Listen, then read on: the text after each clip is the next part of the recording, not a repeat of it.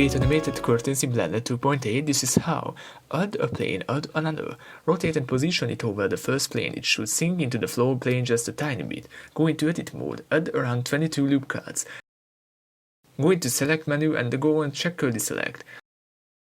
Enable proportional editing. Move these around, rotate them, create a basic curtain shape. Select all the top vertices with Alt and go into the data tab. Add the vertex group and assign these vertices to it. This will hold the curtain in place. Cool, add a shape key, add another. Go into edit mode by staying on this use shape key and it's time to destroy everything. Select loop cuts, grab some vertices and with proportional editing destroy them. Don't worry, this isn't some destroying fetish, it will make sense in a moment. On a side note, I didn't notice it, but the top part of the curtain curve was in the wrong direction. It sinks in where it shouldn't and it bumps out where it shouldn't compared to the bottom part because I didn't move the loop cuts enough. If you have this problem, it's advised to correct it right here. Just grab the edge loops that you want to rotate and move them towards as more than me in the video.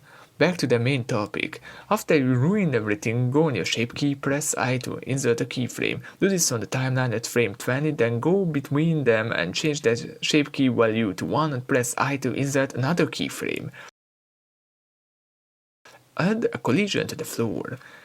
Then add cloth physics for the curtain. Use the circle preset. Increase the quality steps. Increase the collision quality. Turn on self-collision. Add the pin group under the shape tab and set the end of the simulation to 50 or less frames for testing. This looks glitchy, but when the subdivision modifier is added, it's magically resolved. Pick a frame that you like. If you are delighted with the use for frame, delete the keyframe so it won't be animated anymore, but we make the simulation so it will be still moving. Delete all the shape keys we had before. And apply the simulation at the frame you want to keep, and it's done. Go into edit mode and fix the curtain. Use proportional editing to compress it. Here comes the time when I realized the top of the curtain is weird. I grabbed all the loops and moved them out so they will keep the curvy shape consistently. When you polish your curtain, remove collision from the floor, then add a cloth physics to the curtain. Before you do anything, move the modifier over the subdivision surface. This will save a lot of time because the subdivision will be only applied after the simulation is baked, and since the simulation is only affecting the low poly base mesh, it will be fast and resource friendly. Use the circle preset and change everything the same way we did before. Increase the overall quality.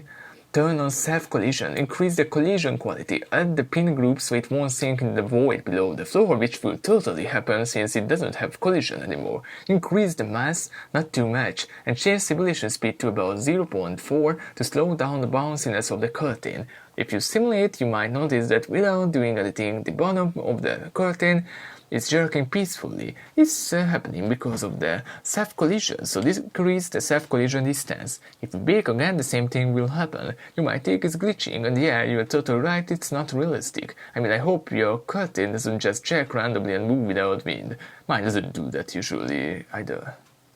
But we can use this problem for our advantage. With my settings, it looks basically like the wind is blowing it. So, end of the problem. Blender has wind force fields and you can add them, but if you don't have 1000 frame long animations, it shouldn't be a problem. At 1000 frames, your curtain will probably calm down, so you will need this wind force field, but honestly, we don't need it for this. So that's it, animated wind beautiful simulation. Hope you enjoyed this mini Blender burger tutorial. Turn on notifications for my newest tutorials, support me on CG Trader or Patreon so I can make a lot more tutorials, and see you guys!